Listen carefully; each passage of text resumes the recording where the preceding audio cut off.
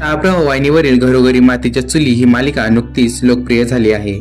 तसेच या मालिकेमधील प्रत्येक कलाकार त्यांच्या अभिनयाने प्रेक्षकांची मने जिंकत आहे.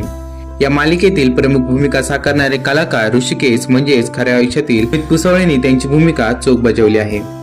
चला तर मग आपण पाहूया ऋषिकेशची रिअल लाईफ मधली पत्नी कोण आहे आणि ती काय करते.